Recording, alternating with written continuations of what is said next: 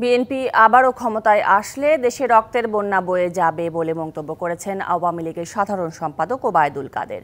সাহস থাকলে লন্ডনে বসে না থেকে তারেক রহমানকে রাজপথে আসার আহ্বান জানিয়েছেন তিনি। রাজধানীতে শ্রমিক জনসভায় ওবায়দুল কাদের আরও বলেন, বিএনপির ঘরে এত শত্রু, নিজেরাই নিজেদের ভাঙনের জন্য দায়ী হবে। মে দিবস উপলক্ষে বুধবার বঙ্গবন্ধু অ্যাভিনিউয়ে শ্রমিক জনসভার আয়োজন করে জাতীয় শ্রমিক লীগ। দুপুর থেকেই খণ্ড খণ্ড মিছিল নিয়ে আসতে থাকেন শ্রমিক লীগের বিভিন্ন ইউনিটের নেতাকর্মীরা। অনুষ্ঠানে আওয়ামী লীগের কেন্দ্রীয় নেতারা বলেন, সবসময় কুচক্রীদের চক্রান্তের শিকার হন পোশাক শ্রমিকরা।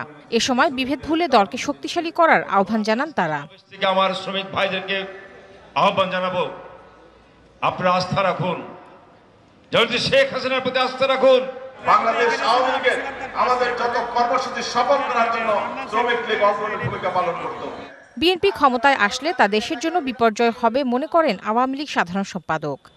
এরা ক্ষমতায় আবার আসতে পারলে বাংলাদেশকে ভাসিয়ে দেবে রক্তস্রোতে। ওবায়দুল কাদের আরও বলেন, লন্ডনে বসে আন্দোলন হবে না। সাহস থাকে তো তারেক রহমান বাংলাদেশে আসুন, লন্ডনে বসে বাংলাদেশে আন্দোলন হবে না, হবে না, এটা প্রমাণ হয়ে গেছে। এ সময় ফিলিস্তিন ইস্যুতে যুক্তরাষ্ট্রের সমালোচনা করেন ওবায়দুল কাদের।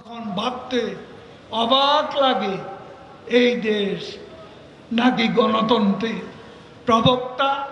Tahsina Jesy, DBC news, Dhaka.